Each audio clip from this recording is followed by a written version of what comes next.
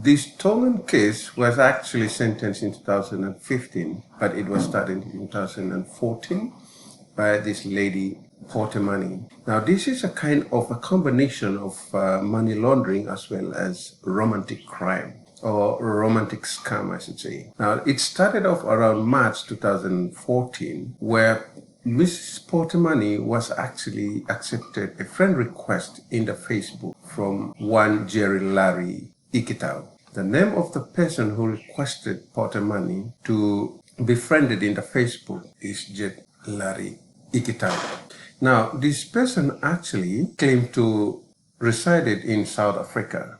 And so within 2 weeks period, Jet and Portemani involved chats that so romantic, and also they move on to Jet asking Portemani to open an account in Tonga. And that account is purposely for Jet to receive payments for online advertising and marketing of a product that he will be doing it from South Africa. So that was this case it's all about. So instead of Portemani opening an account in Tonga, she actually requested Jet if she could use the same account that she had with the ANZ Bank to transact the transactions. So that was it. Jet actually, from the other end, hacked into a tourism account.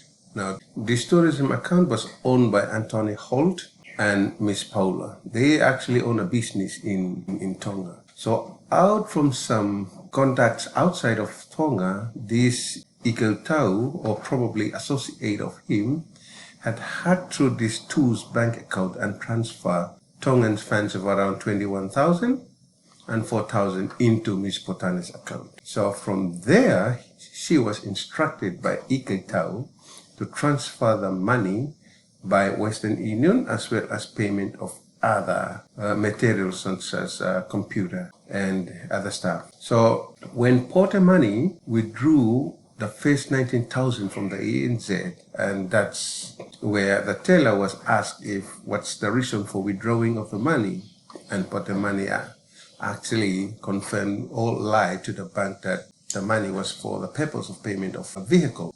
And later on, she found it difficult to transfer funds within Western Union, but then she successfully sent it through other means, through FlexCo, and sent money to Ikitau's friend that's based in Singapore. So she was actually caught, but I think the summary of this case was somebody was tricked and somebody was scammed as a romantic scam, because firstly the people who engaged you online was trying to gain your heart or gain your favor somehow. So the first entry to gaining someone's favor is to a romantic scam, pretend that they have some feelings and they love each other. And because of this nature, other requests are kind of possible in the world of scammers. This was the reason that gave this case as an easy case, because of this romantic scam that initially conformed to Portemani, that the feeling between him and her, and so other requests are possible. So other requests that include opening of a bank account, and as well as withdrawal and sending the money to him in South Africa, as well as in other parts of the world. So it's actually not a very complicated case, but it's basically a case that involves firstly as a romantic scam, as well as a money laundering where funds have been illegally deposited out from someone's account, which has been hacked and which has been transferred illegally from somebody's account. So it's a kind of a very easy case, but I think it is a lesson, because it sounds simple, but people can fall victim on these such cases. So this is actually the case on Tonga. So the case on Tonga, this is actually the summary of the case of Tonga. It's not a very complicated case, but it's a kind of easy case where the movement of funds from person A within the same bank to person B, and as well as somebody in a country that is become a victim of somebody operated outside, or a scammer or a hacker operated outside and use people inside. So as a result, the people outside of the country, they can escape the court rulings, for example, investigations within the jurisdiction of that particular victim. So at the end of the day, it's the people who within the same jurisdiction can be caught. Also in Samoa as well, Samoa reported a case of these two staff were formerly employed in the Ministry of Finance in Samoa and were charged with numerous counts of official corruption based on the 1961 Crime Ordinance Act. So what happened is these two staff, one was a senior accounting officer in the accounts payable expenditure section, and the other is an asset officer who often assisted the accounts payable expenditure section with customer queries and follow-ups for check payments. If you look at it, it's kind of a very good position where they can collude to do things that related to things such as fixes and false invoices. So for a 2-year period, the two would collude in issuing false or fictitious invoices and involve a third party for receiving the payments in which later they will receive monies or bribes in return for their efforts. So they actually colluded to construct or prepare these false invoices or fictitious invoices of services being done or goods being provided. And also they involved the third party who were payable in the invoices to receive payment and later receive bribes. So this case is, again, is a very easy case, but if it's not investigated, it's kind of a very, officers can continue to commit financial crime as well as corruption and fraud in our jurisdiction. So this case actually reminded me of some incidences that have not been investigated in where I come from. So it's kind of a very good case, but then it's good that the someone's they actually investigated and had these two penalized for their actions. So this is the case about these two officers who should hold on to public trust and entrusted with power bestowed to them by the country's rules and regulations and the laws, but then instead they derail into that and then committed all these financial crimes. So this is the first case on numerous crimes that's reported by the Samoa Financial Intelligence Unit. The other case that's reported by the Samoan jurisdiction is kind of a case that's normally discussed in our households, where somebody have been notifying us winning a lottery or winning a watch or winning a Apple phone or winning a computer and so forth. So these are the example of someone receiving some winning notification through your Facebook account or through your emails and so forth. So normally you cannot receive your winning notification. In fact, you cannot receive your winning notification directly. You have to fill in some forms, you have to pay in certain fees based on what the scammers wanted from the other side. After paying many fees for Mr. A through a money transfer operator, he received a partial payment check of 20,000. So he actually paid a lot of fees, paid to these scammers, and later the scammers sent a partial payment of 20,000. He went to cash the check at the bank, but later found it was a fake check. Again, this is something that is very common, like where our life are just connected on the internet on a daily basis.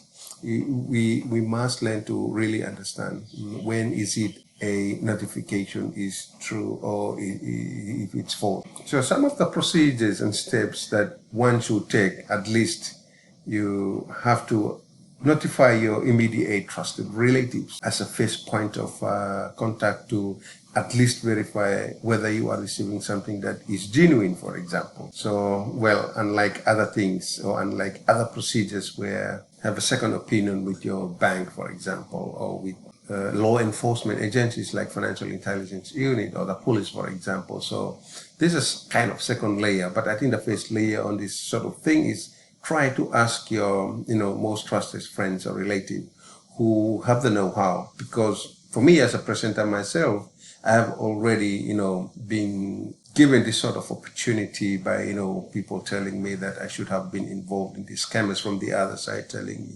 So sometimes I wanted, I attempted to engage with them, and later it moved on to paying fees. And that's where the thing occurred. You really, really cannot pay fee for something that you already won. So if we look at this case, it's very short, but it's not short. A lot of scammers, they're earning millions from the other side of the computer by committing what they call winning notification. Winning notification can be any sort of thing. It's a lot of things involved here. It's actually a lot of things involved here. So a lot of scammers, they're earning millions there, and a lot of us, we thought that this is a small case. And we thought that it's not only a lot of people involved, it's in fact thousands of people. This is only Samoa, and it happened in other countries, including where I come from. So it's just a lesson to all of us that's being reported by the Samoa. This is a case on the Kiribati government. Now, the Kiribati government, in this case, they wanted to purchase a landing craft for the outer islands that they have under one ministry. So here the landing craft was to be built by a Filipino company. Now, the Filipino company, the contract was to have the payment of the construction of the ship by installments to this Filipino company. Now, based on the contract, the payments would have made directly to this Filipino company in Philippines. But that was not the case. The first 3 installments were made, but on purported instructions of the builder, the funds were sent to an account in the UK, not in the Philippines, as agreed to in the agreement. So the amount involved about 1 million AUD. So the amount have already been dispatched to this purported account. So the builder was concerned that payment was not forthcoming. And after inquiries, it was revealed an instruction to pay the UK account was not made by the builder, but a bogus patient who managed to enter into the email correspondences between the government and the builder and directed the payments to an account in the UK. That, upon investigation, had been closed, and Kiribati has also suspended a deputy minister level officer as part of the ongoing investigation. So if we look at this case, a lot of things actually had broken down. Why do you have a contract that received the funds directly paid from Kiribati to Filipino, and that contract was actually not complied to and paid to United Kingdom? These are the things where accountants as well as managers in projects as well as in ministries, they should actually have, at least look at things very closely in order to avoid this kind of fraud. So it's actually been committed. So while we are in this case, I think it is important for me to discuss where I come from in Solomon Islands, in my jurisdiction or in my constituency. Now, a member of parliament actually dispatched various amounts of our local currency, Solomon dollars, but it can be equivalent to around 1.2 million US dollars for the acquisition of a similar arrangement to pay for a ship. So instead of the member of parliament for our constituency look for a ship that is to be bought off, at least from South Korea or Japan or Australia, where the market is okay and the market is proper for people who wish to buy ship, or even China, for example. But that was not the case. The honorable or the member of parliament claimed that he sent the money to a shipping agent, and this shipping agent was also in 2019 or 2018 was caught in another scandal where he was pursued by another member of parliament for involving in a scandal during the purchase of the ship for his constituency. And not only that, you have the people in the Central Island province, for example, dispatch the member of parliament for their constituency actually allocated around $4.5 million for a ship. Yet the shipping agent actually paid something that is lesser of value, something worth around less than $1 million instead of the 4.5.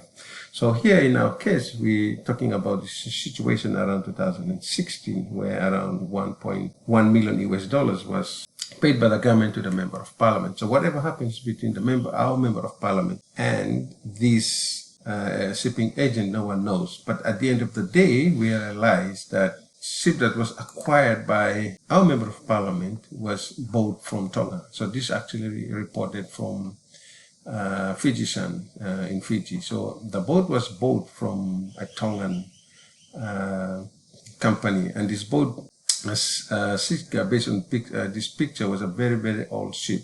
It was a ship that was built in 1969 and operated in Tonga for all these years after being acquired off from the initial owner.